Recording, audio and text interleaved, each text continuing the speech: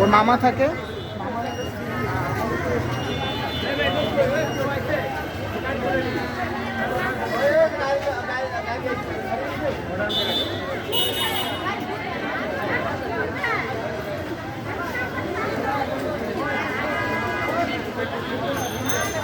কি হয়েছিল আপনাদের এখানে, কি হয়েছে?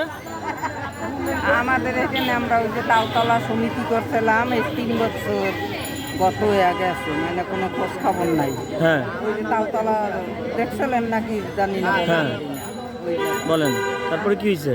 তারপরে তো এরা তো ওই যে টাকা টুকা মাই দিয়ে গেছে গান। মানে 3 বছরে যা টাকা জমা দিয়েছিলেন? না না জমা দিছি মানে, হ্যাঁ আমরা তো সমিতি করছিলাম, প্রতি ওই তো মাসে কেউ টাকা জমা 2000, 1000, 500 যে যেমন পারতো সেই সামনি দিত। এই টাকা জমা দিয়েছেন? হ্যাঁ আমি সাংবাদিক। হ্যাঁ বলেন, বলতেছিলেন যেটা বলেন।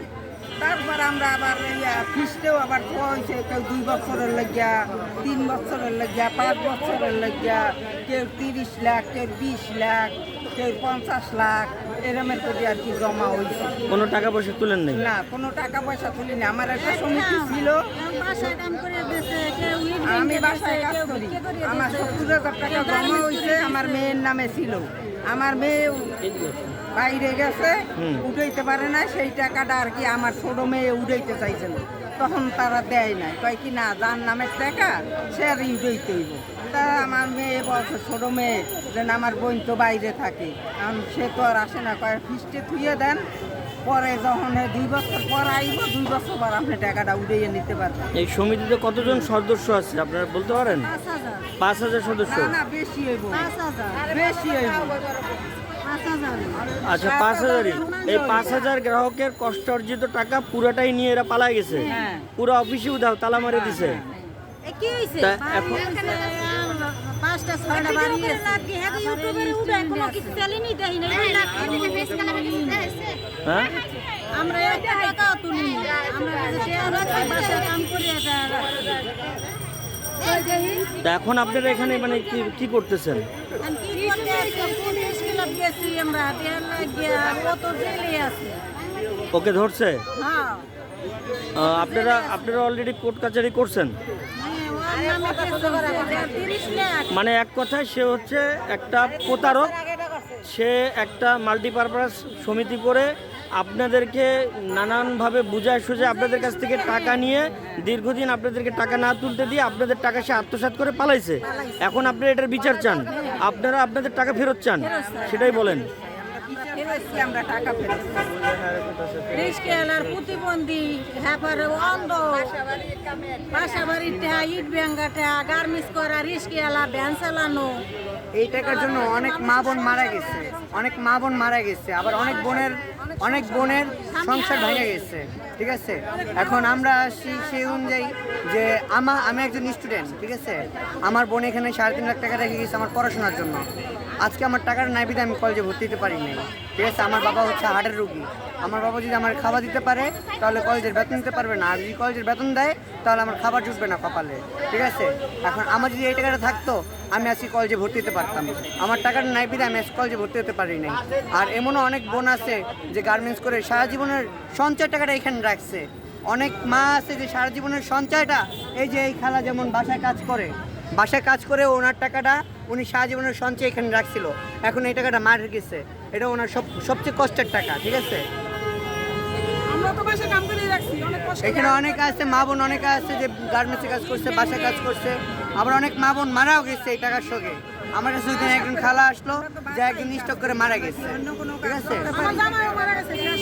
এখানে রিক্সা চালকের টাকা আছে, ভ্যান চালকের টাকা আছে, সিএনজি চালকের টাকা আছে, বাসাবাড়ির কাজ করে তার টাকা আছে, ইট ভাঙে যে তারও টাকা আছে, যারা দিনমজুরের কাজ করে তারও টাকা আছে। আমরা এখন চাচ্ছি যে আমরা চাচ্ছি যে আমাদের ছাত্র সমাদায় আসুক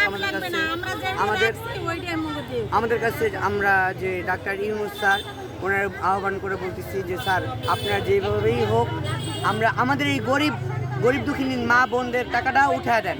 আমি একজন স্টুডেন্ট, আমার টাকাটাও আপনি উঠিয়ে দেন। যথেষ্ট চেষ্টা করতেছি আমরা, কিন্তু পারতেছি না। ওনার বউর কাছে আমরা যতই ফোন দেই, ওনার বউ শুধু আমার ডেট দেয়। উনি একবারও আসলো না আজ পর্যন্ত, 3 বছর আমার কোনো গ্রাহককে ফোন দিল না যে আপনাদের টাকাটা আপনারা পাবেন কি না। এই কারণে আমরা আজ পর্যন্ত আমরা কেউ বিশ্বাসী না ওনাদের উপরে যে আমরা টাকাটা পাবো কিনা। আজও আমরা বিশ্বাসী না যে আমরা টাকাটা পাবো কিনা। তার জন্য ওনার যে এই প্রপার্টিটা আমাদের টাকা করা, গ্রাহকের টাকা ওনার এই প্রপার্টিটা করা। সুপ্রিয় দর্শক মণ্ডলী, আমরা এই মুহূর্তে দাঁড়িয়ে আছি তালতলা, এটা কি মার্কেট, কোন কলেজ? আপন কফি হাউস। আপন কফি হাউসের ঠিক উল্টো দিকে।